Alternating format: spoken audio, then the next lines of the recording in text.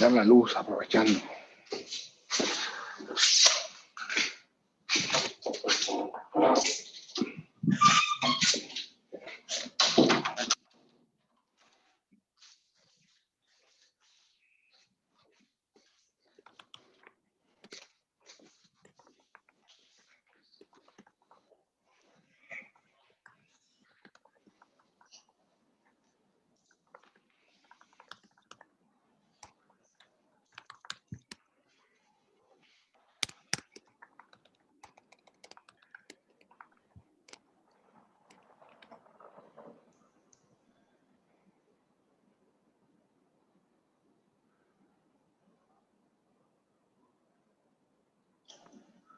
Aprovechando el espacio, tomo captura de pantalla para las asistencias. ¿Sale?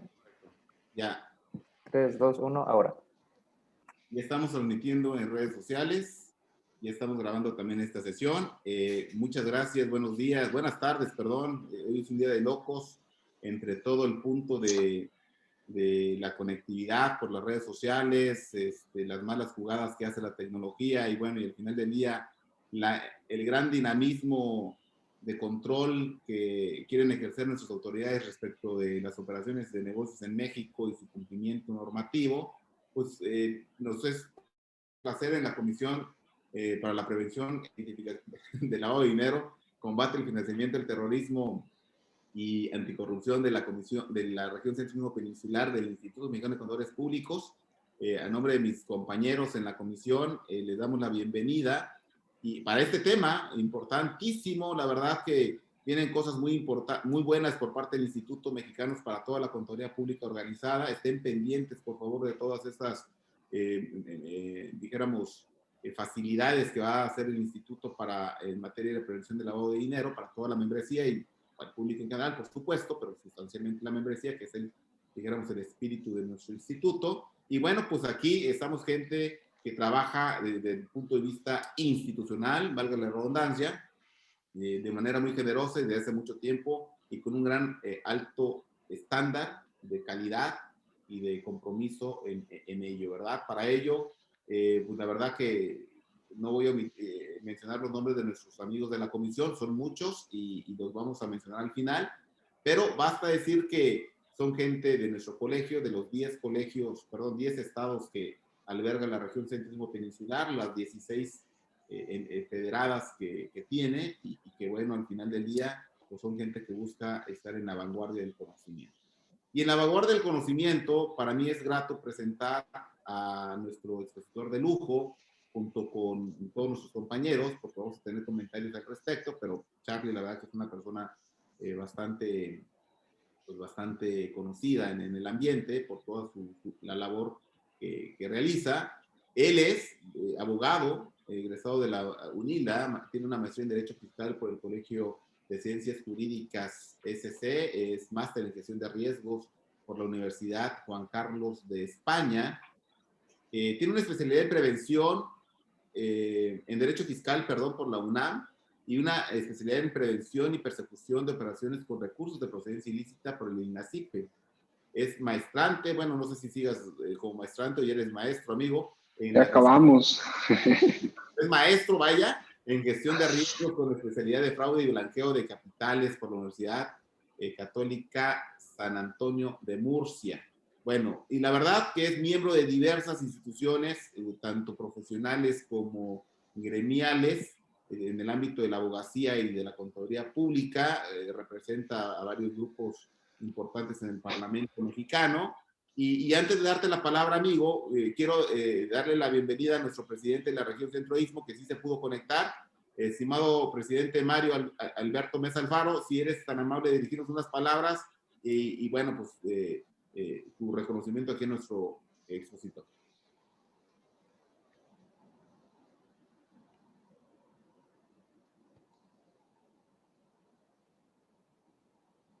Hay que, no quiero dejar de lado que la tecnología no tiene palabra de honor, así como la política.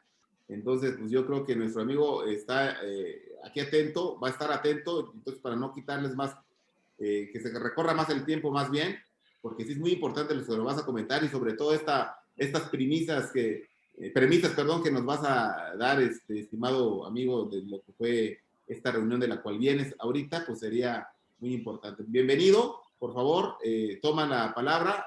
Voy a darte la opción voy a dejar de compartir para que si tienes algo que compartirnos a todos, me envías un material que con gusto lo compartimos a los miembros de esta comisión, y puedas tú en un momento dado ya tomar el rumbo de este barco.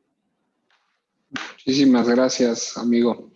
Sí, ahorita si quieres cerramos con las primicias que estuve ahí escuchando. Quiero robarles nada más 1 minuto, 2 minutos para felicitar en general a la región del Istmo, porque hay que dejar claro, dicen que honor a quien honor merece, y hay que ser claros que el evento que acabamos de terminar, el Congreso Internacional de Prevención de Lavado de Dinero que organizó el IMCP, pues la idea salió del Istmo y los organizadores principales tuvieron que ver con el Istmo, ¿no? Entonces, la idea general, yo sí quiero reconocer a la contadora Reina Cruz, que fue quien tuvo toda la idea, ¿no? Los contactos, la movilidad y el marco de implementación. Amiga, muchas felicidades, fue un gran evento. Toda tu idea, porque fuiste la de la idea, fuiste la persona que la plasmó, que la llevó a cabo, y nosotros fuimos siempre, sí, solamente guías para poder llevar a cabo. Bueno, perteneces a esta región y pues felicidades tanto a ti como a tu región, porque la verdad era un evento que era para esa región y era tal grado de nivel que se logró que, bueno, pues se tuvo que llevar a nivel nacional, pero bueno, surgió aquí y bueno, pues mis felicitaciones porque fue un gran evento. Y ojalá no sea el último que se haga a través de esta región. Pues primero, muchas gracias, ¿no, Néstor? Muchas gracias por la invitación para poder colaborar con ustedes. Creo que es la primera vez que me toca estar en la región. Agradezco, ¿no? Como siempre me dejas un buen torito, ¿no? Un buen tema, que iré sabiendo llevar poco a poco, ¿de acuerdo? De la mejor manera, aprovechando este tiempo que tenemos. Y bueno, pues saludos ahí, aquí veo también a Alex Ponce. Alex, ¿cómo estás? Acá, amigo también de Comisiones Nacionales. Y bueno, pues saludos a todos, que tengo varios amigos aquí y no me tardaría mucho en esa parte. Entonces, vamos a comenzar con el tema que el buen Néstor me ha pedido que lleve a buen puerto o a mejor puerto. Agradezco mucho porque me permitiste salirme de ley de lavado de dinero, ¿no? Porque lo que vamos a platicar, pues correlacionarlo o estipularlo dentro del marco del lavado de dinero, creo que tendría ciertos demoles. Veamos qué es lo que sucede. Me pides que hablemos del deber de cuidado de las empresas frente al al delito de lavado de dinero. Y veamos. No sean malitos, si me pueden ayudar con su micrófono, se los agradezco infinitamente. Digo, en cuanto tengan alguna duda, además, con todo gusto, para aprovechar la mayoría del tiempo. Si gustan, al final dejamos algunas de las preguntas para poder ir avanzando. Veamos, olvidémonos del marco normativo de la Ley de Prevención de Lavado de Dinero, estructurado a través de 2 funciones. Para mí, la estructuración de los delitos o de los marcos de prevención de conductas de lavado de dinero tiene un origen que no me permitirá ahorita el tiempo, pero para mí, la estructuración de los marcos de prevención de lavado de dinero tienen 3 ámbitos principales. Y nacen, para mí no es una ley de carácter administrativa, creo que el marco de implementación de la ley atiende específicamente a un marco de política criminal por parte del Estado, derivado de 2 momentos. Año 97 con la implementación de la delincuencia organizada y la implementación de la política criminal del Estado mexicano a través de la elección racional y sus 2 derivantes, políticas de prevención especial, es decir, todos delitos que no tengan un carácter social, y prevención general, que tiene que ver con delitos que se asocian o que afectan al marco de la sociedad, como los delitos de delincuencia organizada. Segundo momento, la reforma del año 2010, en la cual se introducen los delitos penales económicos y dentro de los delitos penales económicos se estipula la relación de los delitos de lavado de dinero y su vinculación con los delitos de delincuencia organizada, aunque ya provenía del año 97, pero aparte se estructuran los delitos de las organizaciones. Las organizaciones como tal, ¿no? Como entes, que creo que lo que viene en la evolución, principalmente en temas de riesgo, nos va a dar una mayor conceptualización desde esta perspectiva, pero que da origen con esa modificación de 2010 y después la introducción del Código Penal, el Código Nacional de Procedimientos Penales, específicamente en 2016 a través de la miscelánea penal, en la cual ya da los elementos estructurados de la relación de la responsabilidad penal de la persona jurídica correlativamente con el delito de lavado de dinero. Bajo ese entender, el día de hoy lo que nos encontramos son 3 aspectos a cuidar en el marco de la prevención del delito de lavado de dinero. 1, lo que es el sistema financiero a través del capítulo 3 de la Ley de Prevención de Lavado de Dinero en su sección primera. y la sección segunda de ese propio marco normativo, que son las actividades profesionales no financieras designadas, y adicionalmente la relación de la responsabilidad penal de la persona jurídica como un marco de protección. En muchas ocasiones nosotros somos una persona moral y solo creemos que tenemos que cuidar los elementos respecto de la determinación de la conducta en términos de actividades vulnerables y descuidamos las demás actuaciones por parte de la sociedad. Eso es un gran error porque también tenemos un marco de origen en la prevención de la responsabilidad penal de la persona jurídica y su marco asociativo. Hay que ser claros, por lo menos en mi perspectiva, creo que quiero dejar un punto muy claro. A mí no me gusta hablar de delitos que son inexistentes. Me referiré, por ejemplo, a los temas de los ciberdelitos, ¿no? El día de hoy que tenemos un boom en cibercriminalidad y grandes expertos, pero a nivel normativo no existe comisión de conductas criminalizadas bajo esas figuras y sí se pueden acceder a algunas otras, porque a mí me gustan mucho esos foros en los cuales hablamos de grandes rasgos, cuando en el Estado mexicano pues ni siquiera tienen esas facultades. Para mí creo que ese es un gran error, ¿no? Sobre todo porque todo tratado internacional parte de un elemento, que se respete los derechos humanos o las garantías que se amparan dentro de los marcos constitucionales. A veces queremos legislar con GAF y queremos legislar con una serie de tratados internacionales y ni siquiera entendemos el propio marco constitucional. Bajo ese entendido, sí, nace la responsabilidad penal de la persona jurídica. ¿Qué es? Bueno, dice que la responsabilidad de las empresas, vean ustedes cómo empieza a ser ese marco de desmembramiento. ¿Cómo se lleva a cabo? ¿Cómo me encuentro ante un delito de responsabilidad penal de la persona jurídica? Bueno, te vas a encontrar bajo dos elementos principales, ¿no?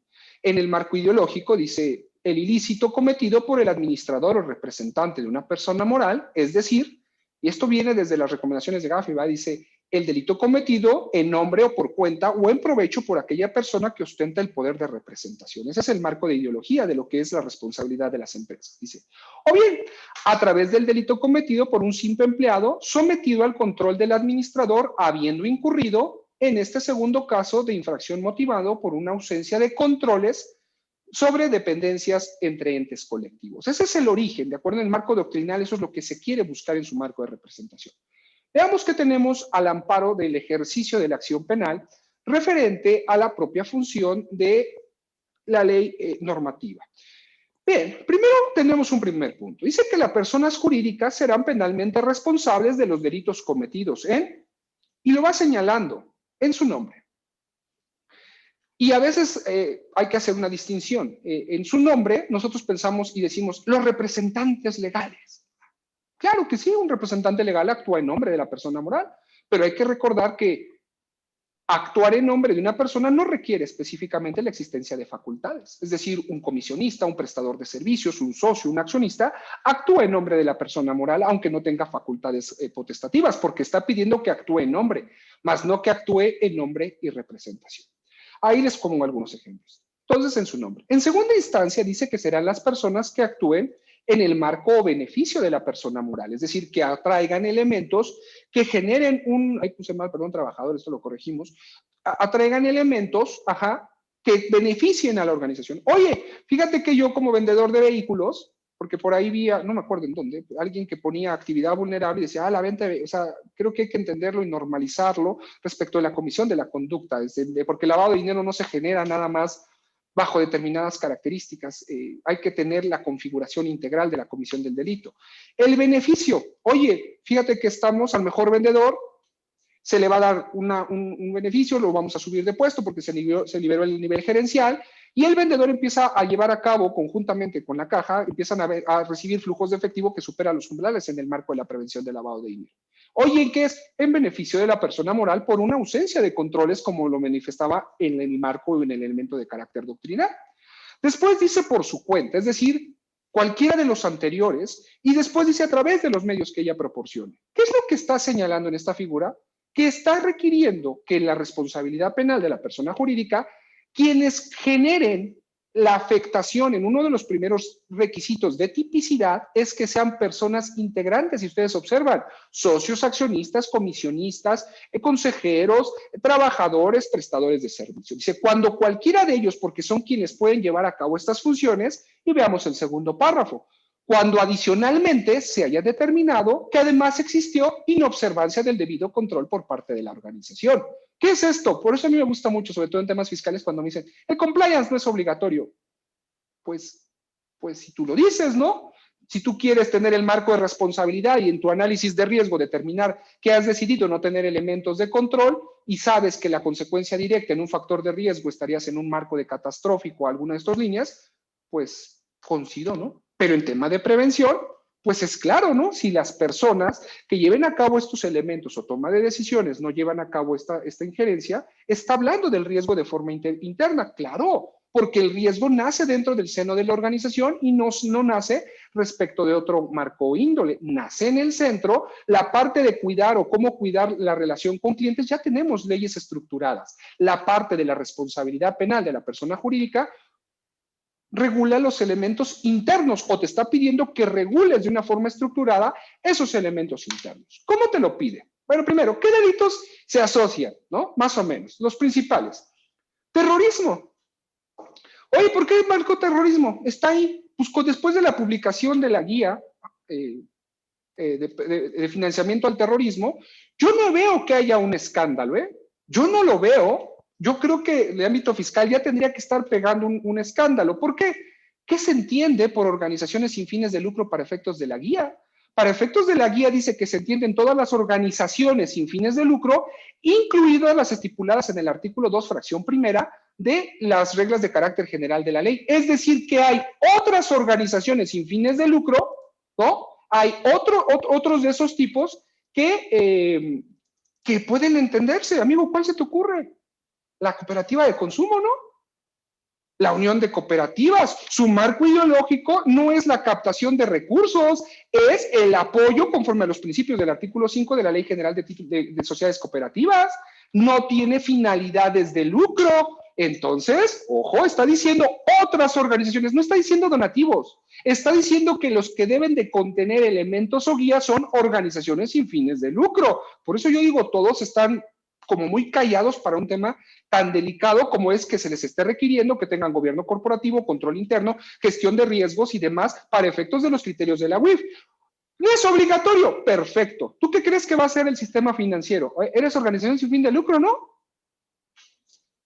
Pásame protocolos. Si no me pasas protocolos, pues cancelación de cuenta bancaria, así como anda el sistema financiero, ¿no?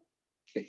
Continuemos. Ahí hay otros, y sí, ahí está el delito de lavado de dinero. El artículo 400 dice, ¿qué es lo que nos está pidiendo? Y yo aquí pongo una pregunta. ¿Nos están pidiendo compliance penal o gestión de riesgos? Porque no es lo mismo. No es lo mismo, ¿verdad? Sí, dice que para que puedas acreditar el elemento de la inobservancia, es decir, para que tú puedas acreditar que no te configuraste en los elementos típicos antijurídicos de las conductas descritas en el primer párrafo del artículo 421 del Código Penal Federal, dice, bueno, debes de contar con un órgano de control permanente, ¿no? Basta con que cuentes con un órgano de control para que puedas acreditar que quizá no hubo inobservancia y que adicionalmente hay algunos elementos determinados, desglosados de control. Es decir, es claro, todo sistema de control puede ser vulnerable, ¿no? Los elementos de incertidumbre son vastos, pero cuenta con ese órgano de control. ¿Pero y para qué? Primero, punto, dijo un órgano, no una persona, dijo un órgano, es decir, por lo menos dos. Hay que ser muy claros, porque la ley penal, recuerden que en el elemento de la taxatividad es clara, se tiene que atender al supuesto existente. Bien, ahí está el fundamento. ¿Qué me dice? Es que no me dice qué hay que hacer. Claro que dice, y de una riqueza impresionante lo dice. El órgano de control, claro, es el elemento para acreditar la materialmente que la persona jurídica tuvo observancia. Un elemento de materialidad que iremos viendo cómo va a ir cobrando especial importancia a partir del próximo 10 de abril. Es el encargado, son los textos, de verificar el cumplimiento de las disposiciones legales aplicables. ¿Qué? Quiere decir que el órgano de control prevé características y marco de cumplimiento de leyes, es decir, de cómo cumplir con elementos normativos. Dice, y darle seguimiento a las políticas internas de prevención delictiva. Compliance, ¿de verdad eso es compliance o es una gestión de riesgo? que hayan realizado, fíjate, tendrás que acreditar qué realizaste antes del hecho delictivo. ¿Cómo? Sí, qué políticas tenías tú preimplementadas para poder acreditar que tú tuviste elementos para desvirtuar los elementos objetivos y subjetivos en la comisión de la conducta criminalizada. Después dice que acredites qué realizaste después de que aconteció el hecho. El hecho es el hecho jurídico, el hecho normado, ¿de acuerdo? Hay que entender que los delitos no son actos jurídicos, los delitos son hechos, ¿no? Entonces, pues es un hecho jurídico porque se invisten en elementos de validez del acto jurídico con elementos de licitud. Oye, fíjate que constituyó una sociedad en la cual llevaba outsourcing. Bueno, pero responsabilidad solidaria, pero ¿por qué? Si estamos en presencia de una organización que tiene un elemento de inexistencia de validez del acto jurídico que es anulable y que la sociedad al estar constituida con elementos y llevar a cabo un objeto, pero el objeto social es lícito. No, es que el objeto en la celebración, en determinación del artículo 9 constitucional, derivará precisamente de que la conducta desplegada, taxatividad, no nos quedemos al marco de la letra. Cuando no llevas a cabo el fin de carácter lícito, no eres en derecho, eres una conducta de carácter ilegal a la cual se le pueden implementar a las personas las conductas o repercusiones que corresponden, como en los temas de delincuencia organizada, es decir, la coraza ha sido totalmente extinguida, por citar un ejemplo. Porque muchos piensan que ahí se esconden. Quizás sí pueden retrasar un poco el procedimiento, pero bueno, hay que tenerlo siempre contemplado. Y finalmente tienes que acreditar lo último, que tenías políticas previas, políticas posteriores, y qué hiciste para disminuir el hecho típico. ¿Qué hiciste para disminuir las conductas, es decir, el hecho generador de una conducta criminalizada? ¿Cuáles? Hoy en lavado de dinero, la conducta de carácter previo, es decir, el delito precedente. Ok, ¿cuál es el delito precedente? Fiscal. Yo no soy partidario de eso, pero bueno, digamos fiscal como le gusta a muchos y a las autoridades. Pues paga el impuesto. ¿Cómo puedes disminuir el origen de la conducta criminalizada? Pues pagando la contribución. No, me voy a ir a pelear al procedimiento administrativo. Perfecto, vete y peleate al procedimiento administrativo. El procedimiento administrativo quita los elementos de hecho de la conducta generada. Ya hoy también me acordé de eso, también nos dicen, claro, pues que vayan y que peleen 69B, tenemos la parte penal, pues por supuesto, te tardaste un poquito en darte cuenta que vayan y que peleen si desvirtúan o no, y donde quieran.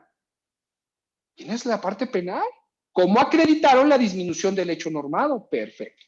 Bajo ese entendido tenemos elementos estructurales. Veamos. Me está pidiendo que el órgano de control verifique la posibilidad. Yo no. Ya voy en la tercera maestría y sigo diciendo lo mismo. Yo no veo de dónde me dicen que el cumplimiento normativo, ¿no? Hasta veo ahí foros y todo muy padre, muy práctico, respeto mucho. Nace el lavado de dinero. El lavado de dinero es o un riesgo operacional o, como lo han catalogado muchas organizaciones, es un riesgo especializado. Pero no es, ni deriva del marco de cumplimiento de normas. Es del incumplimiento de la normatividad, no del cumplimiento. Porque un marco de compliance es, oye, tienes que celebrar una asamblea. Incumplo, no la celebré. Riesgo de cumplimiento normativo. Pero aquí el lavado de dinero, la defraudación fiscal, nace de elementos de incumplimiento, no de elementos de cumplimiento. Bajo ese entendido, en el matrizaje de riesgos, claro, yo determino el tipo de riesgo de dónde deviene y señalo el riesgo operacional, un riesgo estratégico para temas de carácter fiscal o algunas otras características y lo mitigo a través del propio factor de riesgo dentro del marco de cumplimiento normativo. La función de cumplimiento normativo entonces es el mitigante o la función mitigante. Claro, pero no es el riesgo de origen. No es el riesgo de origen de ninguna forma. Bien, continuemos. Veamos, perdón que haga esta pasada, pero que hago este mapeo del 400 bis. Yo sé que normalmente lo leemos y, 400 bis son las figuritas estas que ahí aparecen y como si nada más fuera el 400 bis, ¿no, amigo? Así como de, yo soy experto en prevención, pero del delito no me pregunten porque el delito, pues, ese es otro tema, ¿no? Chihuahuas. Hablo de enfoque basado en riesgo, pero el delito, ese la verdad, ese no. ¿Cómo? Entonces, ¿cómo llevas a cabo esta configuración? Veamos. El artículo 400 bis, y perdón, lo sinteticé lo más que pude. A ver, vas a hacer enfoque basado en riesgo, ¿no? ¿Eres certificado enfoque basado en riesgo? Sí.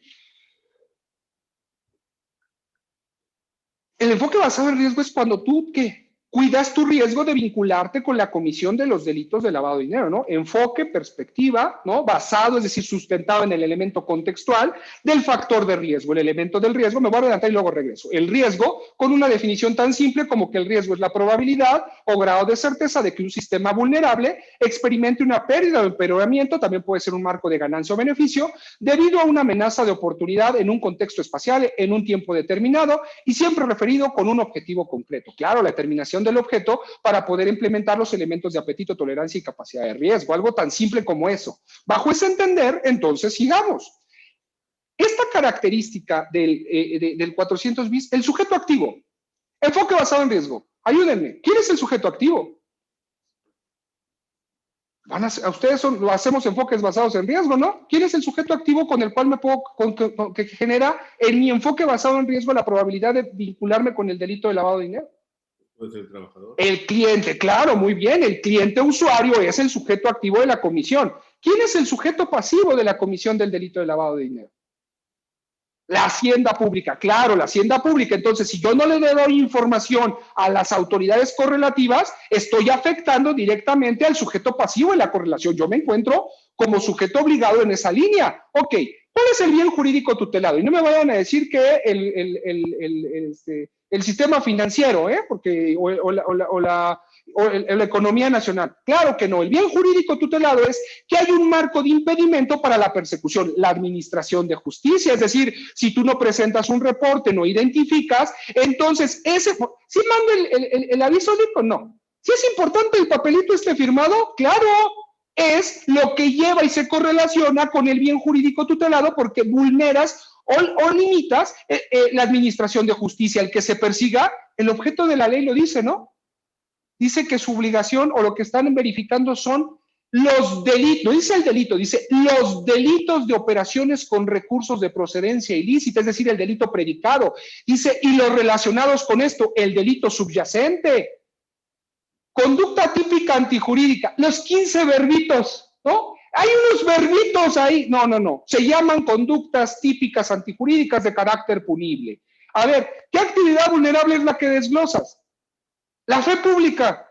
Y la fe pública enajena. Da, recibe, transporta. ¿En dónde está la fe pública, señores? Porque esos verbitos, que es lo que se está protegiendo, ¿a cuál genera? ¿Administra? ¿Posee? ¿Recibe? ¿Da? Por eso lo puse el ejemplo en fe pública. ¿En verdad hay algún elemento vinculante? Quizás sí.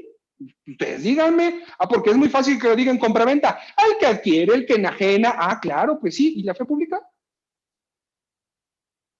Punibilidad, bueno, que exista una penalidad, es decir, que es una conducta penada, perfecto. El objeto material. En marco de ley de prevención de lavado de dinero, señores, el objeto material es sobre lo que recae la conducta típica antijurídica. ¿Estamos de acuerdo? Sí. Bienes, derechos o recursos. ¿Perfecto? Muy bien. ¿La ley de lavado de dinero protege? ¿Cuál protege de esos tres? Los recursos, ¿no? Porque dice que en todas las operaciones que involucren recursos de procedencia ilícita. ¿No dijo? No dijo bienes, no dijo derechos. Oye, pero los tipos de bienes son, sí, pero la ley o el delito distinguió. Yo sé que bienes son derechos y recursos, me queda claro que hay un error, pero en la ley solamente quiso recursos. Vean las plantillas, ¿qué es lo que informan? Pues recursos, ¿no? Dinero. Oye, entonces, ¿dónde tengo que tener las políticas del enfoque? Cuidado en transacciones en efectivo, cheques, criptomonedas. Bueno, ahí está la importancia.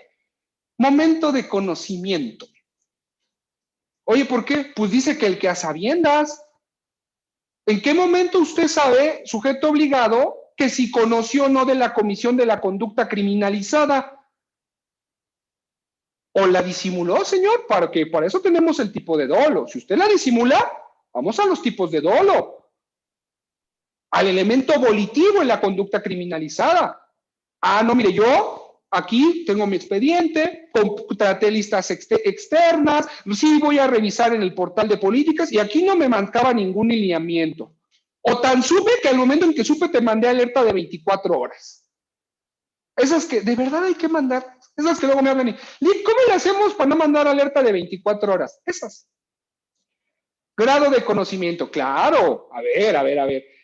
Oiga, fíjese que no le puedo recibir, cosas que no pasan, ¿eh? No le puedo recibir esos 2 millones para las 2 camionetas en efectivo. Pero mire, ¿qué le parece si le damos un préstamo y paga grado de conocimiento? Usted tuvo un grado de autoría en la Comisión de la Conducta Criminalizada. Entonces, pues ese enfoque basado en riesgo, ¿no? Por lo menos en elementos básicos. De ahí para adelante, porque el primer elemento es la correlación con el delito y luego la conceptualización de todos los lineamientos de identificación, beneficiario controlador, verificación de listas personas bloqueadas. O sea, ¿a qué elemento dentro del marco del enfoque yo estoy identificando? Uno, identificando mis potenciales factores de riesgo. Delito previo. ¿De dónde? ¿De dónde viene? ¿Se puede? Pues dice que el objeto de la ley es determinar el origen de los delitos de operaciones con recursos, es decir, aquellos que producen ese factor. Ahí está, sencillo, ¿no? Esto me podría dar como para 50 horas solamente, y el delito como para un año, pero pues más o menos, digo, cosas que sabemos, ok. Ya les hablé del riesgo, entonces, ¿qué hago? Todos me hablan, ¿no? Apetito de riesgo. Es que el apetito de riesgo, Nick. No, bueno, ¿y qué es? ¿Dónde está? ¿Cómo se come? Perdón. Ah, mira, esta bolita, ¿por qué me hablas de apetito y tolerancia y no de capacidad? Ay, es que la comisión solamente habla de apetito y tolerancia. Híjole, ¿y no se te le ocurrió que nace desde el marco de la capacidad de riesgo conforme a la norma 31.002? ¿O nos quedamos con lo cortito? Ah, la capacidad de riesgo es el entramaje, el marco legal sobre el cual se puede llevar a cabo los objetivos de los sujetos, persona física o moral. Perdón que lo traduzca de esta forma, es el elemento de la legalidad. Ok. El apetito de riesgo determinado por objetivo. ¿Y cómo determina un objetivo cuando un objetivo se compone de elementos que llevan a cabo sesgos que generan elementos de incertidumbre que se correlaciona con las expectativas propias de la persona y al final de cuentas un objetivo puede ser indebidamente determinado por los propios sesgos que se quieren generar conforme a la norma 31.000?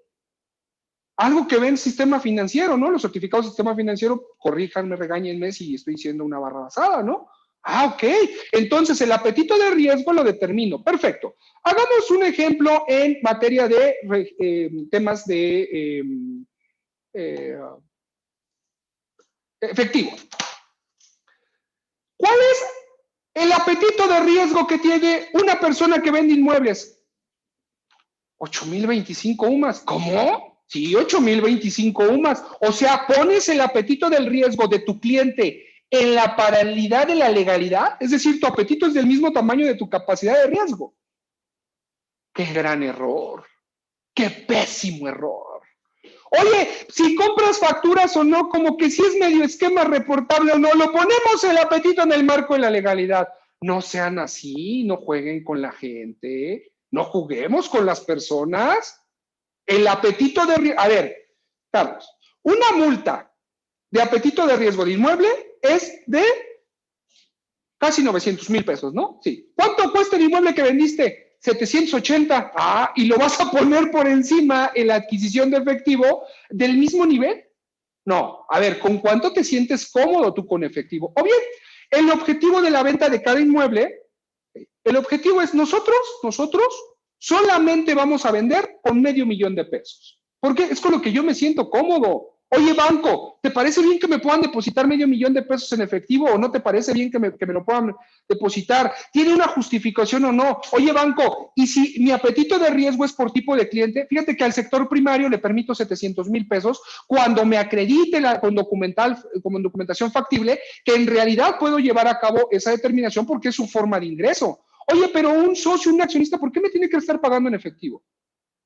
Oye, ¿por qué me tienes que pagar con activos virtuales? Es la determinación del apetito de riesgo conforme a cada uno de los clientes con los cuales yo me siento cómodo. Ah, voy a determinar, oye, sí, tenemos más porque nos da para 900, pero yo me siento cómodo con 500 en estas características. Mi apetito puede decir que personas profesionistas no tengo por qué venderles en efectivo ni permitir un pago en efectivo. ¿Por qué? No tiene características del por qué cobra en efectivo. O bien, 150, el enganche 50, porque ya ven que, no sé si se ponen de acuerdo, pero todos el enganche es de 50 mil pesos, ¿no? 50 mil pesos, ok. Tiene que tener un marco de razonabilidad esta función. Los controles se implementan en el apetito, pero a ver, es que la multa, pasarme de esta raya azul es de 900 mil pesos. ¿Cuántos zarpazos de 900 mil pesos aguantas? No, pues ya hay que pase. Entonces, dicen que no hay nada de imprevisto para el que nada ha previsto, señores. No, me la voy a jugar al litigio porque mi abogado ya me dijo, ¿no?, que las gana. Perfecto, ya te dijo que vas a garantizar, ya te dijo que te pueden aperturar indicio, ese riesgo lo tienes contemplado, porque también es de lo que sucede cuando nos salimos del marco del apetito de riesgo. Bien.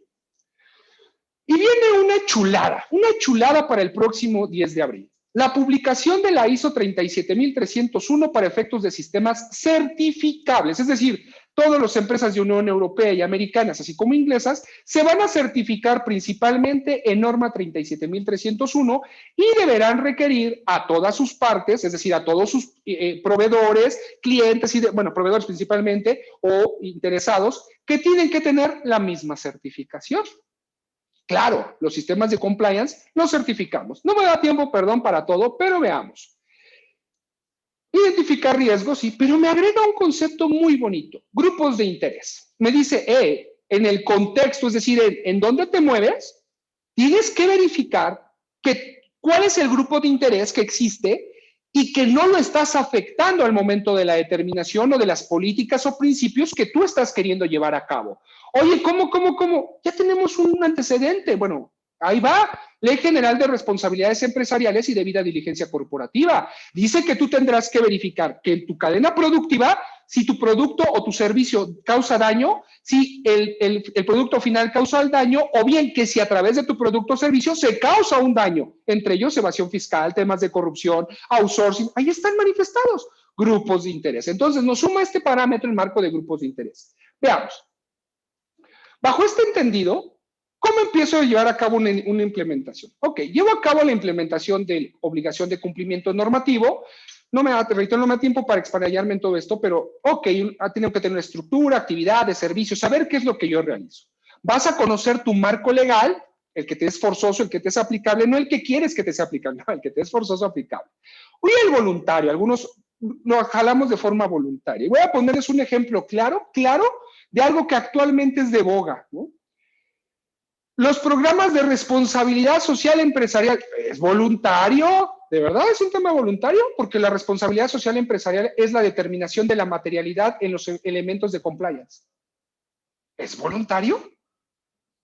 Protección de datos personales, sistema anticorrupción, lavado de dinero, los sistemas reportables, ¿de verdad son voluntarios? Eso es un programa de responsabilidad empresarial y por eso se creó el G4, ¿no? Derivado de esos programas de sostenibilidad. Pero bueno, mapeamos, cada uno tenemos los temas de lavado de dinero, ahí lo ponemos. Ok, muy bien, déjenme que siga. Bien. ¿De dónde empiezo o de dónde parto? De aquí, de una matriz de relevancia. Ojo, no es una matriz de riesgos. Esto no es matriz de riesgo. Esto es matriz de relevancia de obligaciones. Acuérdense de la certificación en CNBB. Ah, no, perdón, no lo contempla. El punto principal no lo contempló. Pero bueno, perdón, se me fue. Matriz de relevancia en materia de obligaciones. Veamos. Oye, en materia de cumplimiento de leyes, no para otros, o tendría que tener otras características. Vamos a estructurarlo, ¿les parece? Bien. Es para que yo pueda hacer el mapeo integral de todos los delitos que tengo asociados en el artículo 11 bis de responsabilidades penales, por lo menos, o otros marcos normativos que considere que me puedan aplicar y pueda darle una valoración de por dónde empiezo. Veamos, lavado de dinero. Probabilidad de impacto. Veamos, cada uno de estos puntos, como viene la fórmula, suma 5 puntos y después lo dividimos. La ley de lavado de dinero, ¿te van a requerir que haya efectividad y controles? Pues claro, entonces tenemos 5. ¿Tiene que haber un nivel cultural y conciencia dentro del seno de la organización? Claro, se tiene que capacitar, entonces llevas 10. ¿Has tenido alguna revisión o verificación? No, nos quedamos en 10. ¿Se le aplica algún marco normativo y tienes obligaciones? Claro, entonces llevamos 15. Ay, ¿con qué tanta frecuencia llevas a cabo ese marco que te están pidiendo que regules? No, pues lo hago a diario, vendo coches, vendo automóviles, recibo dinero. ¿Recibes dinero? Ya con eso basta, ¿verdad? Entonces tenemos 20. 20 entre 5, atendiendo a la primera parte, tengo 4, ¿verdad? Entonces tengo de probabilidad 4. Ok, ¿hay consecuencias monetarias? Sí, 5. ¿Hay consecuencias reputacionales? Por supuesto, 10. ¿Hay consecuencias que afecten tu operación? Claro que sí, 15. ¿El compliance tiene ventaja? ¿Lo tienes implementado o no? Híjole, entonces llevas 20. Y aquí, relevancia, es decir, alguna autoridad, como un marco, ahorita me voy a partes interesadas, ¿alguna autoridad le interesa eso que implementes esas políticas? Sí, 25. Entre 5, pues 5, ¿no? Si no me equivoco. 4 por 5, 20, y entonces me voy. Es un marco crítico y necesitas actuar con urgencia dentro del régimen inminente. De aquí podemos ir a la matriz de riesgo, señores. Por eso reitero, esta no es la matriz de riesgo, este es algo que tiene años, que es la norma 31.022 y que a veces se les pasa, pero es la forma. Oye, ¿por dónde empiezo? Por eso nosotros a veces se nos hace muy común decir, no, empiezas por llevar a cabo un elemento de implementación respecto de aquellos que sean más relevantes, después que sean económicamente más importantes y después por área. Así se dice que se tiene que implementar. Pero ¿cómo validas eso? Perdónenos, discúlpenos, se nos basa que tenemos que enseñar una matriz de relevancia, muy simplemente explicada, ¿de acuerdo? Y eso lo pueden hacer con cada uno de los temas existentes para de ahí ir y partir a su matriz de riesgo. Bien. Aquí yo les puse y les señalé que debe de haber prevención de partes interesadas y un análisis de materialidad, por supuesto. ¿Cómo? ¿Quiénes son partes interesadas? Bueno, las partes interesadas se encuentran antes de empezar a identificar en el contexto, es decir, con quién tienes un marco o una relación. Dice que va a comprender las necesidades y expectativas de las partes interesadas. Dice que las partes interesadas son relevantes para el seguimiento de la gestión de cumplimiento, los requisitos de estas partes interesadas que le correspondan a la empresa, hay que atenderlas. ¿Cuáles son los requisitos que se deben de llevar a través de este sistema? Hay una serie de bases, no me da tiempo, perdón, pero hay un ejemplo. Las personas interesadas externas, claro, los gobiernos, entidades, organismos regulatorios, Comisión Nacional Bancaria, el SAT, la UIF, ahí están. Clientes, contratistas, proveedores. Oye, claro, ¿a poco piensas que en tu marco de cumplimiento normativo o gestión de riesgos no tienes que tener en consideración a las autoridades? Pues no. Tus clientes, tus proveedores, de ahí nacen los elementos para sistemas de continuidad y gestión de negocio, que eso ya sería otro tema. Y ahora, en las propiedades externas, pero vean, perdón, les marqué, propietarios, accionistas, inversores. ¿Cómo? Claro, el accionista es una parte externa. Se debe de cuidar, en primera instancia, el debido ser por parte de la organización, no el interés de los socios, porque son personalidades jurídicas distintas. Eso, reiterando, lo tienen que materializar para cumplir con los elementos y de ahí nace en la realidad el principal sustento para efectos de las organizaciones. Bajo este entendido, sí, hacemos identificación, análisis, evaluación, tratamiento. Sí, muy padre, lo que siempre nos dicen. Hay que identificar, aunque no nos dicen del contexto, dónde estoy parado, cuáles son los potenciales riesgos. Ya les enseñé cómo llegar al potencial marco de identificación, cómo analizo los elementos del factor de riesgo. Claro, la probabilidad tiene que tener una métrica, ¿verdad? La probabilidad es cuántas veces en un mes, cuál es el efecto, es decir, se pone una ponderación y el 1 es cuando se da este supuesto y es cuando ocurre este grado de frecuencia. El impacto es el impacto de carácter, primero, señores, perdón, cualitativo, porque, puras matrices cuantitativas. ¿Y cómo para poder llevar a cabo una matriz de riesgo de carácter cuantitativa, primero tienen que pasar por el sector cualitativo? No hay determinación de riesgos económicos si primero no se revisaron los elementos de la calidad que se está llevando a cabo la incertidumbre dentro del análisis de riesgo. Están pidiendo cosas bien sencillas, ¿verdad? La evaluación, sí, cuánto vale y la ponderación y que se vea muy bonito en el mapa de calor, lo cual está muy padre, ¿no? El tratamiento, señores. El lavado de dinero. Primero también quiero dejar claro.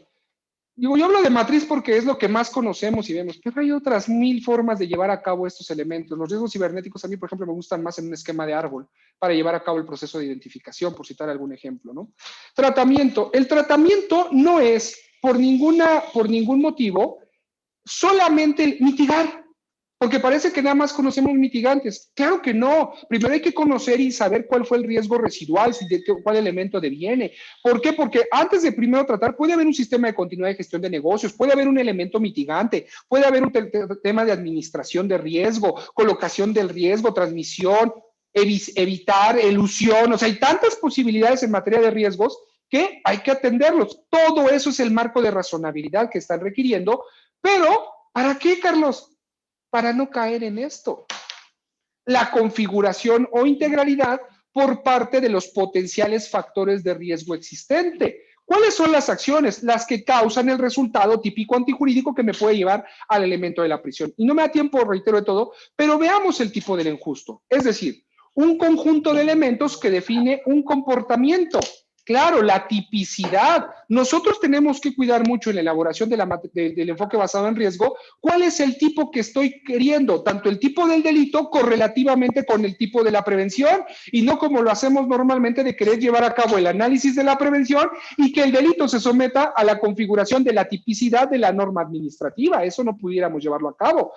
Una imputación de carácter objetiva. Vean lo que ha pasado, está pasando a nivel internacional. Ahí anda mi amigo Néstor, sobre todo que él tiene una comisión de auditoría para temas de PLD. Ojo, ya empezamos a estudiar riesgo permitido, principio de confianza. ¿Cómo? Eso es lo que deriva en tema de delincuencia organizada. Es decir, ¿qué te permiten dentro del marco de la legalidad? El riesgo permitido es lo que la autoridad te permite a llevar a cabo. Y el grado de confianza que te versa de que llevarás a cabo el cumplimiento de los elementos de prevención general en la política criminalizada. Bajo ese entendido, entonces, si no cumples con el principio de permitido y el principio de confianza, entonces no tienes posibilidad de llevar a cabo el regreso al marco del derecho. Por eso a veces a mí de verdad, no sé qué sucede. En ocasiones escucho, sobre todo en temas fiscales y lavado, es que es inconstitucional la reversión de la carga de la prueba. Es que es inconstitucional, no sé, todo es inconstitucional, pero la Constitución permite que haya limitantes a los derechos humanos, ¿no? Artículo 1 constitucional.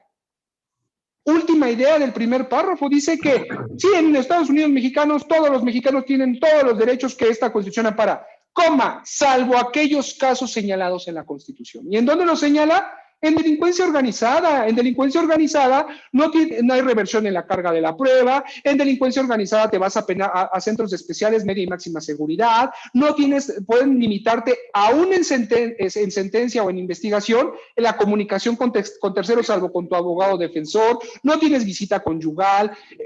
No puedes estar en un centro penitenciario lo más cercano a tu domicilio. Está en la Constitución. Todo aquello que se vincule con delincuencia organizada tiene sus puntos. Por eso yo a veces no alcanzo a comprender. Oye, Carlos, pero están mal. Sí, yo coincido, ¿eh? Quien abogado que me diga está mal, no sean, gracias. Cualquier abogado, claro que se pueden ganar. Yo siempre digo que sí, que yo no dudo. Nada más díganme, o que firmemos como abogados, que no vas a pisar cárcel. Es lo que yo digo, ¿no? En materia, antes de implementar, que te garanticen, pues si son muy buenos, cosa que no dudo, que como abogado, yo no me atrevería, ¿eh? Yo no me atrevería a firmarle a alguien que está en marco incursión, que no presenta avisos, que esto, lo otro. Yo no me atrevería, con todo respeto, yo no. Si hay quien sí, agárrenlos de verdad, valen la pena. Es más, que les firmen también que van a pagar todo el costo que es estar adentro, vuelos, viajes, porque todo lo que se desprende, ¿verdad? Entonces, ahí determiné. Bien. Llegué al tema de la responsabilidad social empresarial. Oigan, ¿se acuerdan de esto?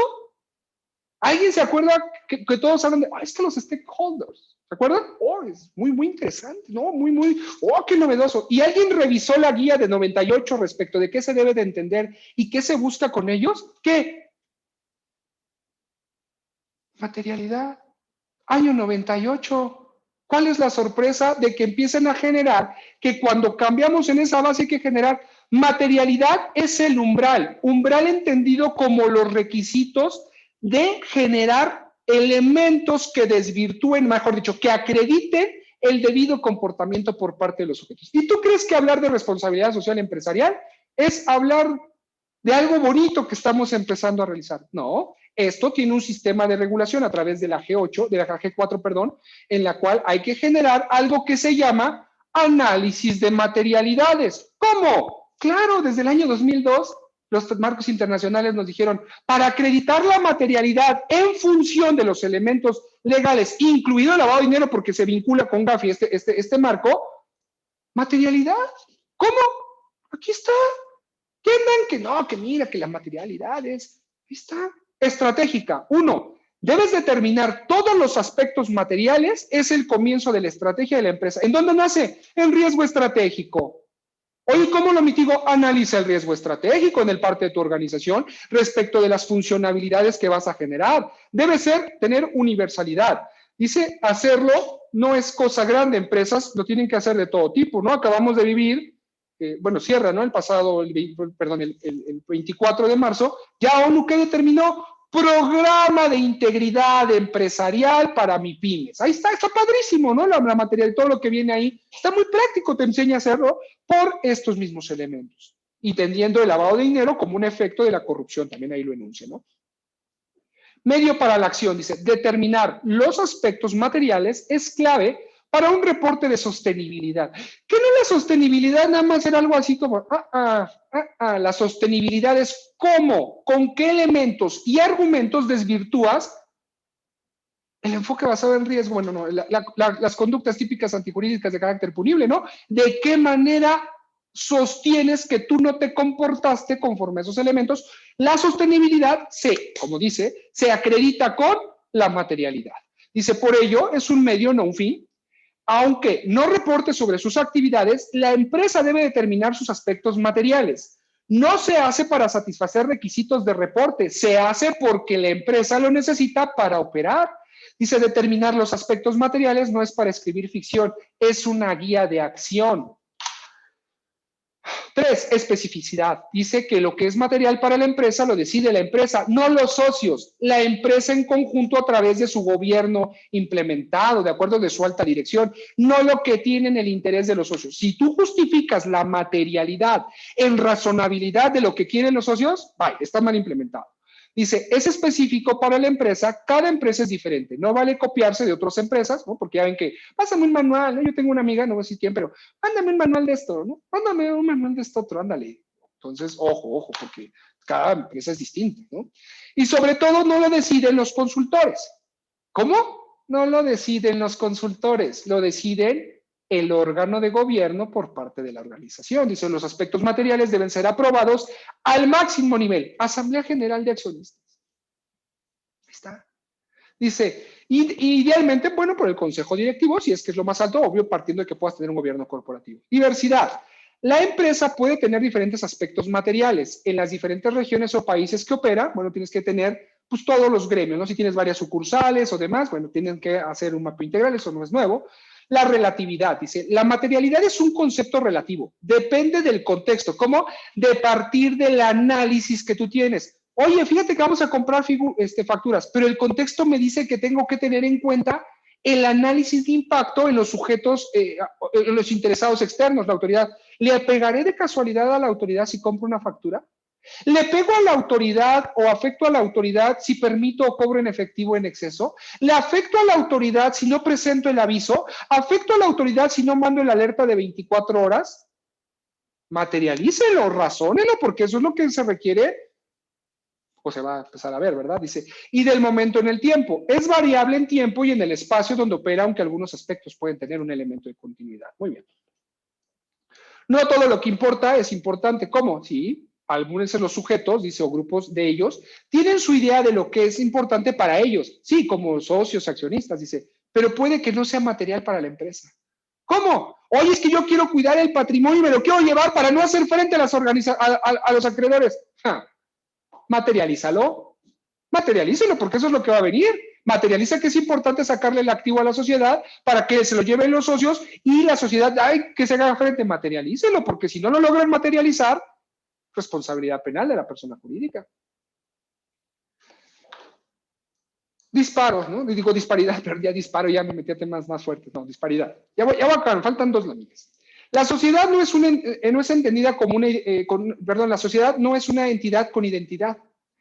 a la que se le puede consultar. Dice, la empresa no sabe qué es material para la sociedad, solo puede percibirlo. Es decir, los partícipes dentro del seno de la organización son los que van a tener que determinar. Por eso la importancia en el que se actúe en nombre, en beneficio, porque ellos son los que determinan qué es benéfico para el seno de la organización. Y finalmente, bueno, me falta otra, nuestra sociedad. Dice, cada empresa tiene su sociedad. Es un grado de los diferentes stakeholders, dice, agregados de acuerdo con una metodología que incluye quiénes somos y cómo vemos y cómo valoramos. El tema del código de conducta principalmente, ¿no? Aquí me falta esto.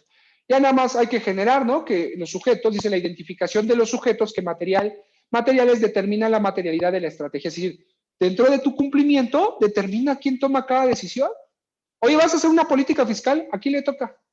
Sea a quién le toca revisarla, al comisario de la sociedad, ya lo dijo las tesis, ¿verdad? El comisario de la sociedad es el encargado de la verificación de la política criminal y de los sistemas contables. Ahí está, ya me dijeron quién. Pero ¿quién es el sujeto que la puede llevar a cabo en su marco de análisis? ¿Quién la determina? El consejo de administración o los socios, ¿no? Hay un marco de heterogeneidad, dice, para determinar que estos sujetos materiales se deben llevar a nivel desagregado de un subgrupo, perdón, al cual, dependiendo de los niveles, es quien puede tener tomas de niveles y el escalonamiento y la prioridad. Y por último, y la más importante, la materialidad debe ser sinónimo de prioridad y por ende el número de aspectos materiales que la empresa puede gestionar efectivamente debe ser un número pequeño. A veces es imposible gestionar todo, pero sí los principales que se vinculan. En este caso, el tema del lavado de dinero. Y antes de ir, si alguien tiene alguna duda, me gusta cerrarlo, dije, con algún tema, y creo que esta me gusta mucho. Dice, el hombre prudente sabe prevenir el mal. El hombre valeroso lo soporta sin quejarse. ¿No? Entonces ahí, si no vamos a tener marcos de cumplimiento, no cumplimos con ley, pues después no nos quejemos, no seamos mala onda, ¿no? Si compramos facturas, pues después no nos quejemos, ¿no? Si vendemos facturas, pues después no nos quejemos. Eso es muy claro, ¿no? Yo sé que así normalmente se lleva a cabo. Pues hasta aquí, perdón que haya ido muy rápido, fueron muchos temas, intenté un marco de contextualización de qué es lo que está sucediendo, y bueno, pues de mi parte, aunque Néstor ya se fue, yo quedo a sus órdenes. Aquí estoy, amigo, ¿no? Hombre, tomando nota de varios puntos que me parecen muy interesantes. En estos momentos, la verdad... No te puse un video, amigo, pero prometo que para la otra sí te pongo algún video o algo que te distraiga, pero había que aprovechar el tiempo. No, la verdad que muy agradecido, Charlie, con todos tus comentarios. Te he escuchado varias veces, me pareció útil que en el seno de la comisión pudiéramos plasmar esta visión que nos ofreces para todo lo que es el deber del cuidado de las empresas dentro del delito y la prevención. Me parece adecuado que nos contextualices pues, esos aspectos estructurales del delito que como bien dices, pues es lo que se quiere prevenir. Entonces, o sea, todo el control va orientado hacia esto, ¿no? Pero yo tengo algunas dudas, Charlie. Tú sabes que yo soy... tú eres dudoso. Es un tema. Lo único que tengo son dudas no, está bien, amigo, tú dime. Pues es todo, ¿no? Pero, Charlie, una pregunta. En el tema del delito de lavado de dinero, y particularmente en esas estructuras de cumplimiento o de gestión de riesgo, como lo has comentado, de las empresas, ¿cuál es el impacto que tendría una empresa que procura tener estructuras, manuales, procedimientos, y que eventualmente a través de sus empleados, a través de quizás algún representante, quizás hay que entender que hay varios tipos de representantes, está el representante del Consejo de Administración y los apoderados específicos, a través de uno de esos agentes que uno no conoce, ¿verdad? Y hoy por hoy, pues la verdad que se pueden inmiscuir en cualquier ámbito de la economía y sobran muchos ejemplos. Pero la pregunta acá es, si una empresa que ha procurado establecer esos medios estructurales, al menos que le permitan pues tener un proceso de comunicación, como tú bien dicho, lo has dicho, a diversos interesados, la empresa pues, se puede calificar en un momento dado una comisión por omisión, como lo dicen ustedes en materia de delito de lavado de dinero. La empresa es garante, en este caso el administrador único es realmente el máximo garante de establecer todo esto y en el último de los casos poder llegar a una implicación de este tipo. ¿Cómo lo ves? Hay que dejar tres cosas claras. Primera, recuerden que es cumplimiento, no cumplimiento, ¿eh? Porque tengo todos los protocolos, pero ninguno lo llevo a cabo. Entonces, Por eso, es cumplimiento, no cumplimiento. Segunda, el delito de lavado de dinero es un delito que se correlaciona con delitos de resultado.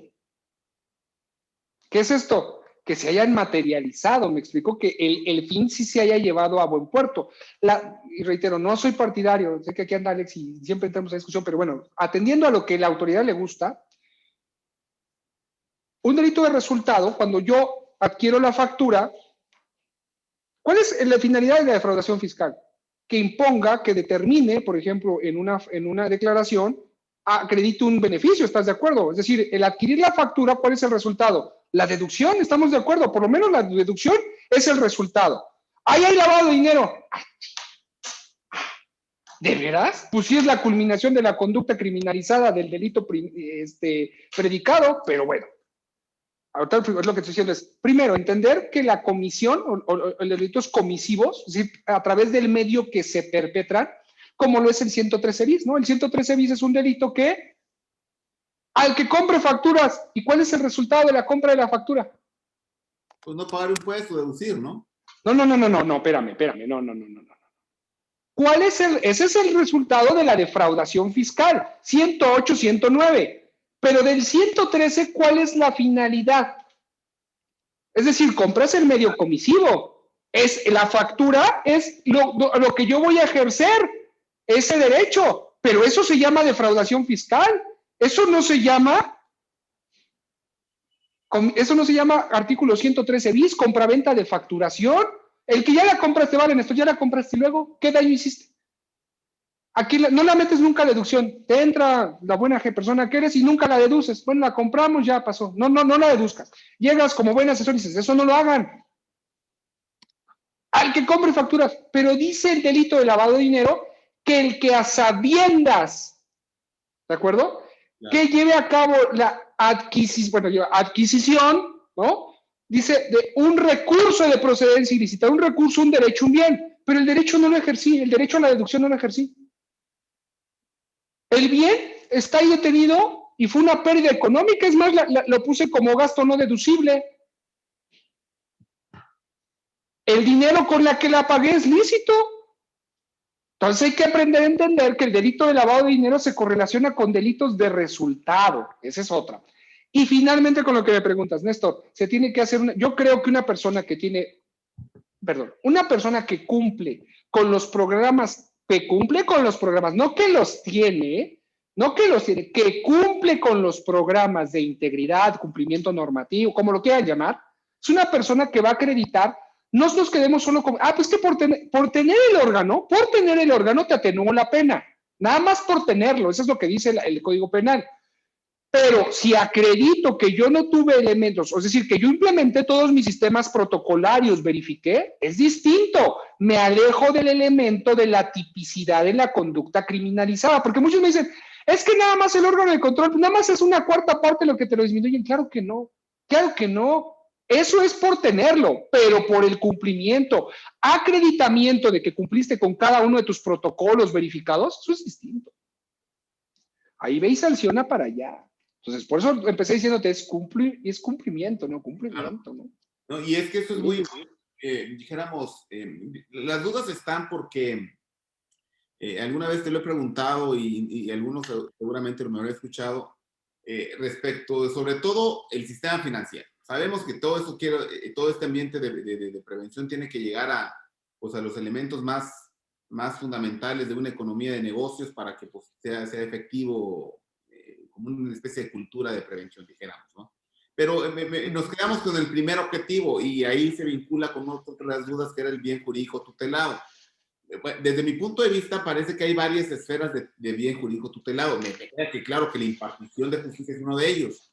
La propia ley habla de proteger al sistema financiero y a la economía nacional. Digo, en esa esfera de protección me parece que hay otros que también se pueden vincular. Puede haber N número de bienes jurídicos tutelados en una ley. Me parece que en ese punto es claro para mí. Pero la pregunta sería, en este marco del sistema financiero, mucho hemos visto que si al final del día es el último objetivo, que entre este recurso económico, que entre al sistema financiero por todo el nivel de dispersión que puede haber una vez ya dado este paso, ¿qué pasa con este deber de cuidado de los bancos, de las instituciones financieras, y respecto de aquellos agentes que eventualmente lo han permitido? Porque sabemos que casas de cambio, digo instituciones financieras, pero están las casas de cambio, por supuesto los bancos y algunos otros temas de seguros incluso, también tienen un marco de intromisión de esos flujos ilícitos.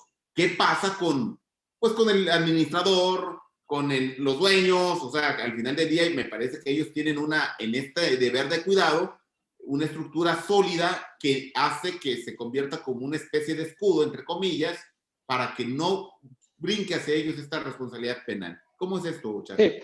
Nada más que no se te olvide un punto que es fundamental. En el año 2016, cuando se emiten las medidas de alternativas de solución de controversia, se estipula que los administradores, consejeros, trabajadores o partícipes del sistema financiero, cuando la institución financiera lleve a cabo el pago o la declaración respecto de la conducta de lavado de dinero, se puede entrar a medio alternativo de solución de controversia. Ahí está tu solución, ahí te estoy dando la respuesta. O sea, oye, ¿y los demás integrantes de actividades vulnerables? No, eso solo es para entidades financieras. Es decir, cuando cooperen, apoyen, ayuden y determinen ellos qué es, pueden solicitar medidas alternativas de solución de controversia y no hay penalidad. Claro, que al final del día me parece que habla, pero también habla de la buena fe, digo, porque al final del día, yo me imagino una ramificación. Por ejemplo, tú hablaste del agente de coches, del ejemplo. Tú sabes cómo está la economía hoy por hoy, y pensemos que pues, la gente, el vendedor, pues, busca su comisión. Y dice, ay, que lo vea, el que lo vea. Yo vendo, y si en el marco algo se brincó, por eso te decía, si él se brincó un protocolo, yo digo como agencia de coches, espérame, mira, mi protocolo, la capacitación donde él estuvo, yo lo acreditó, aquí me firmó, y se le entregó una constancia en este marco también de lo laboral, de capacitación, que sí lo recibió, y resulta que él mismo perdóname, es más, le hice una evaluación de que verdad que no se puede hacer, sí no se puede hacer, y me dijo que no se podía en tu examen. Tengo todo este expediente, y finalmente a través de este agente vino la comisión. Perdóname, pero ahora sí que contra la voluntad nadie puede hacer algo, o sea, es como pecar, claro, ¿no? Pero el punto de lo que te buscan es que justo tú, por eso se hace un marco de estructuración, ¿no? Del paso 1 al paso 2 en estos sistemas de compra del vehículo y demás, ¿en dónde falló el sistema? Es para que tú hagas, el sistema falló aquí. Justo el que hizo el marco, por ejemplo, él es el que valida el aviso. Él es el que, es el que valida la compraventa si cumple con los elementos, es su función. Y él es el que es omiso en su función. ¿Qué conlleva? Que entonces no hay o sea, yo proseguí todo el procedimiento, todos mis estándares estuvo y él vulneró en una determinada punto. Por eso no hay que olvidar principalmente 22,000, en la cual te determina, y la ISO 43, que es fundamental cuando te dice, en la generación de recursos humanos, tienes que estipular tanto las actividades, las responsabilidades, y las consecuencias ante las faltas de índole administrativo y de índole penal. Y tenés que llevar a cabo el proceso de firma para que no haya, señor, acabamos de detectar qué pasó, usted firmó que si usted en su sistema de validación se hace ojo de hormiga, vas y presentas. Y ahí viene la importancia del sistema de cumplimiento.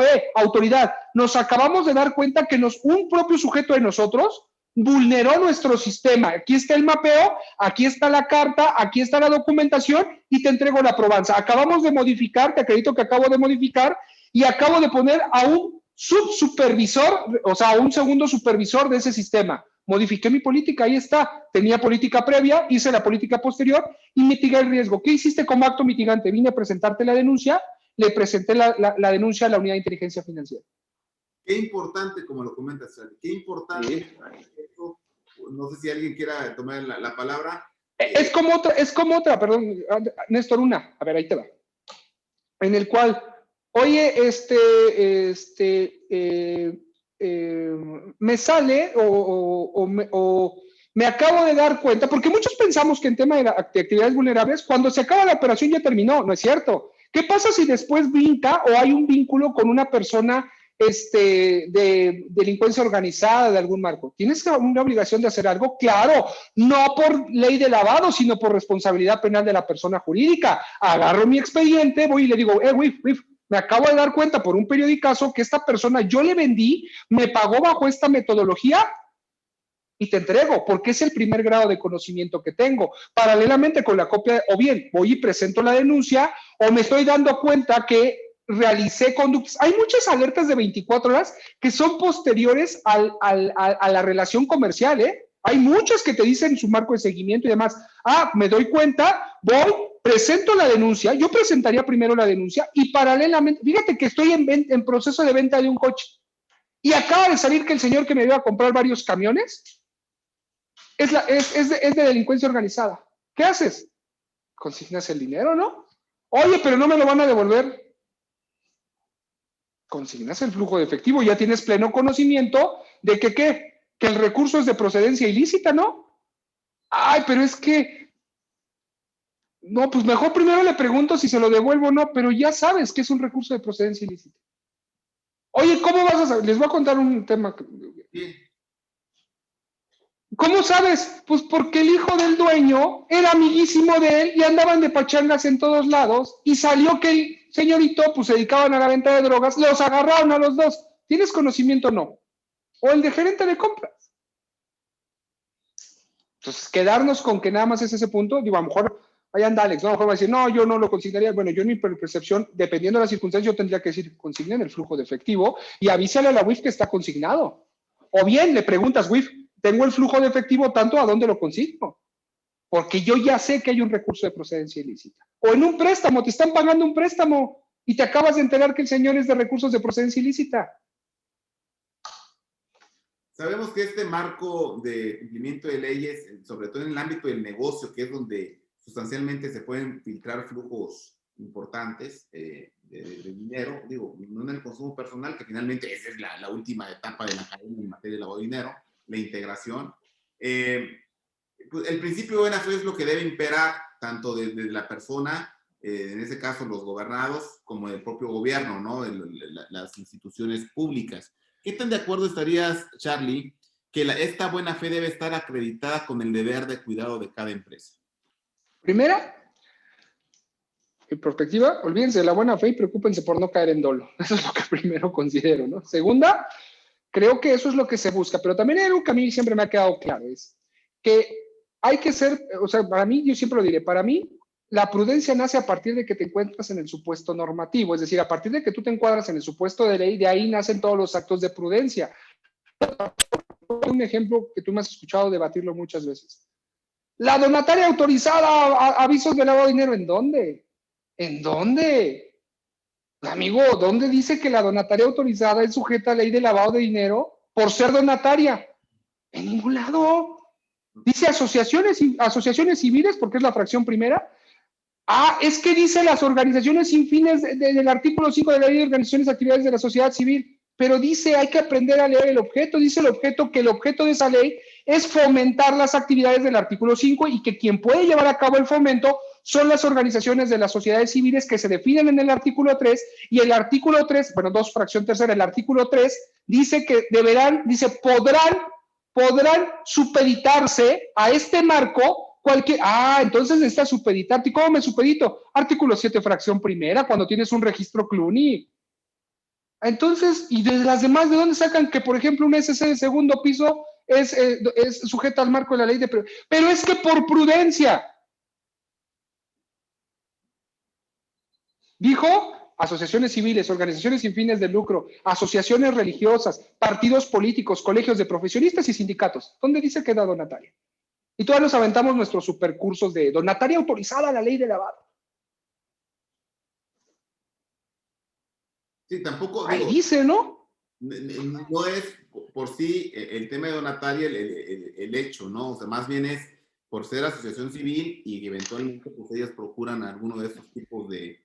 Yo no hice la ley, ¿no, amigo? O sea, ahí dice, ¿no? Claramente. La otra, no, es que tenemos muchas dudas en fracción 11.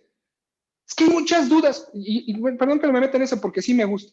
Es que, mire, Lick, yo tengo el toque y la fiel, por eso hago administración de fondos, pero esta ley regula actos jurídicos, no hechos jurídicos, es decir, regula a personas que tienen derecho a tener el token y la fiel. Si a ti tu cliente fue y te la dio, está fuera del marco de la ley. no está, no está actuando en conversión al marco normativo, es decir, que a ti se te haya asignado el token o que tú seas el propietario de la fiel, porque los marcos normativos que regulan esas figuras dicen que no se puede llevar a cabo. Y luego el otro que me encanta, ¿no? La presentación del aviso. Igual, yo sé que a lo mejor Alex me va a jalar 80,000 veces las orejas. Digo, son criterios, ¿no? Pero es que hay dudas por la prestación de servicios profesionales. Pues, ¿cuál es la duda? ¿Cuál es la duda? Prestación de servicios, ¿cómo le aplico? Supletoriedad de leyes. Código Civil 2608. Prestación de servicios profesionales al amparo de un título profesional. La supletoriedad dice que aplicará supletoriamente conforme a su naturaleza. ¿Cuál es tu duda? Yo en la fracción 11 sabes que la ley digo, ¿dónde? Y también otro, ¿no? Primero se lee el primer párrafo, desgraciadamente así es. Primero el primer párrafo y luego veo si me aplica las fracciones de abajo. Y luego todavía, no, y mando el aviso, Néstor. Como me dieron el token, mando, porque actué en nombre y representación. ¿Y tu poder? Claro. Sí, nombre y representación. Ah, no, pero yo lo mando. No puedes, porque dice que apertura es una cuenta. Para aperturar una cuenta, conforme al artículo 9 de Ley General de Títulos y Operaciones de Crédito, que es correlativo, necesitas poder. Para cancelar la cuenta necesitas poder. Para operar necesitas poder. Ay, no, pues es que a mí me recomendaron, porque la UIF dijo, digo, yo estoy de acuerdo en que hay veces que la autoridad tiene una esencia, una relación, sí se tiene que hacer, pero hay veces, para mí, reitero, si no estoy en el supuesto, pues es distinto, pero no regaño, diría mi amigo David García, soy muy enfático en mis comentarios, pero no me enojo.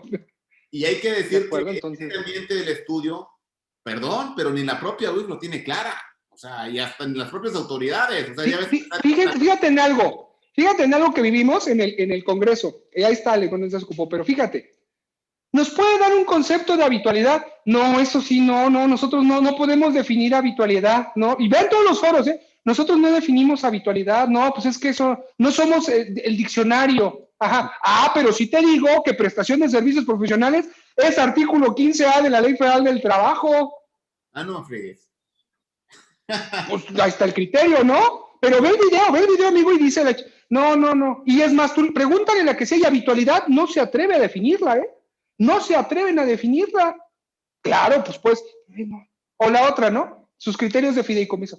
Ok, sí, el fideicomiso, pues no puede ser sujeto, pero entonces, el fideicomitente, hay que entender que la interpretación administrativa es la interpretación para el cumplimiento de la norma, no la interpretación para sumar elementos de carácter normativo. ¿No? Entonces, pues, ahí lo dejo, pero bueno. Y ya nos pasamos un montón, perdón. Pero mucho, pero danos tus principales impresiones de este congreso del cual tú vienes, porque regularmente nuestra charla para la gente que nos siguió las transmisiones son a las 11:30, pero Charlie pues, tenía un compromiso. Pero en este tema de que estuviste previamente con el procurador fiscal de la Federación, Carlos Romero Aranda, coincidió, ¿qué impresiones tienes tú de ese foro? Antes te voy a dar una impresión del Congreso de nosotros del IMSP. Una, ¿se dieron cuenta que Argentina, que Gafilat, y Israel nos dijeron un elemento en común? No sirven los elementos de prevención mientras no haya persecución. Todos dijeron que para poder mitigarlo, tuvieron que entrar a perseguirle. Porque mientras no persigamos, ¿qué agarras el marco de prevención y dices, nada? Ese es uno.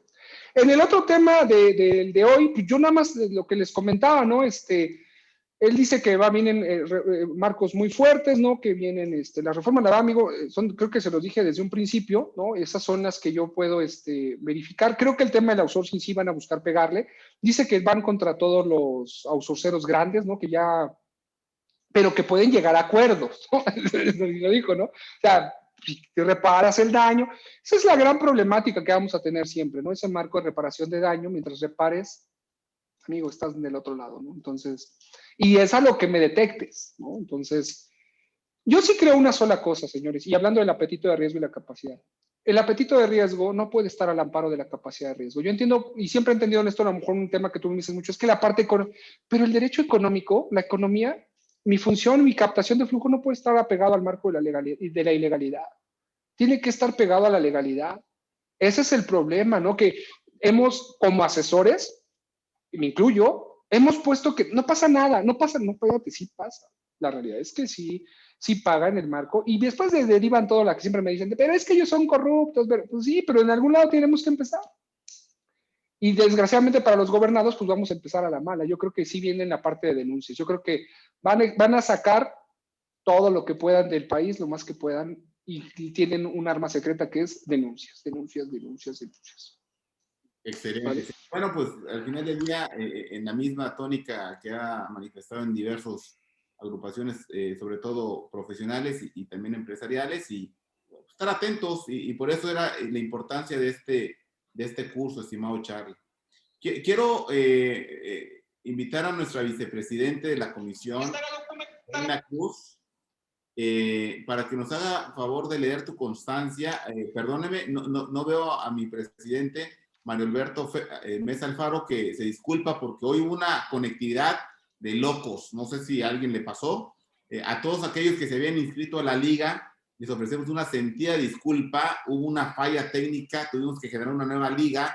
Bueno, finalmente queda esto en redes sociales y la intención es de que puedan acceder a esta información de una manera pues oportuna, ¿verdad? Y cuando ustedes se sientan más cómodos. Entonces, Reina, no sé si estás por ahí, que nos hagas favor de leer la constancia para acá. Oye, Néstor, pero que el abre y no va a salir la moto, y ya es que el otro día andaba ahí en el evento con la lavadora y los trastes. Y... Es cierto, amiga. Mira, ya no quiso. Bueno, te voy a decir una cosa, que Reina es ajonjolí de todos los moles y por ahí anda en otro evento montado por ahí. Entonces, Alejandro, como compañero de la comisión, ¿nos puedes leer la constancia de Charlie, si eres tan amable? Claro que sí, y aprovecho para, bueno, felicitarlo por la excelente exposición que hizo. Como nos podemos dar cuenta, bueno, pues el tema de PLD, si le agarras un hilito, te lleva a temas mucho más amplios y que, bueno, pues te requieren de mucho tiempo de estudio y de preparación para poderlos exponer en la forma tan ágil que lo hace Carlos. Felicidades.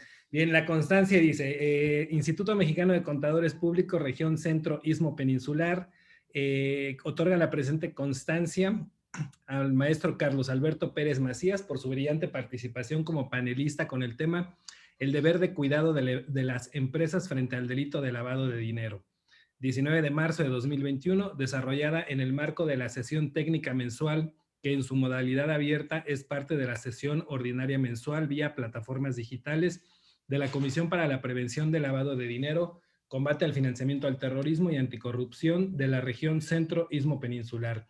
Firma el presidente de la Comisión de PLD, contador público certificado Néstor Gabriel López López, y la secretaria de la Comisión de PLD, el secretario de la Comisión, perdón, contador público certificado Roberto Santiago Cárdenas Santos. Muchas felicidades, Carlos, y gracias por compartir con nosotros el día de hoy. Muchísimas gracias y un saludo, y espero no sea la última vez que me inviten por acá. Me gusta ¿Desde cuándo? De andar.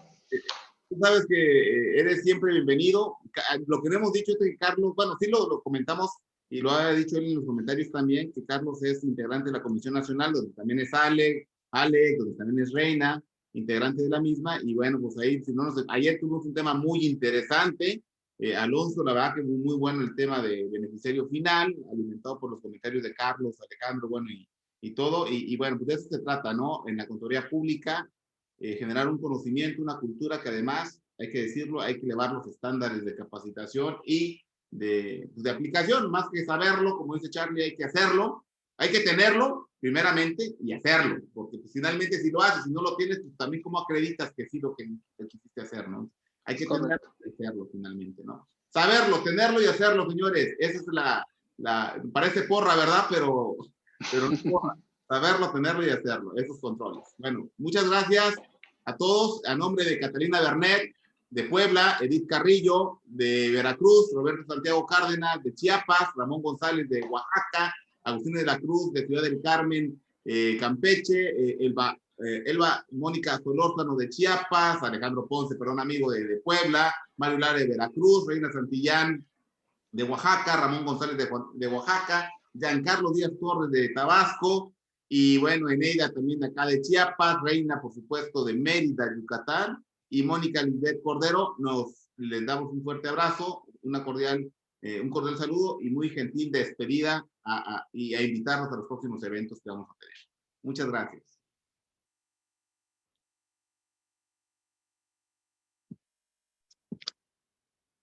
Pues bien, estimados amigos, la transmisión quedó suspendida. Les agradezco a todos, por favor, atentos en las próximas sesiones de la invitación y sí sería importante que los acuerdos en materia de la conformación de las comisiones o impulso a las mismas se tornaran de una manera más, dijéramos, ágil y comprometida por todos, ¿no? Un fuerte abrazo. Nos pasamos media hora del tema. Muchas gracias a todos. Gracias, hasta luego. Nos vemos, hasta Nos luego. vemos, amigos. Hasta luego, bonita tarde. Buen día. Hasta luego, buenas tardes. A las y los integrantes de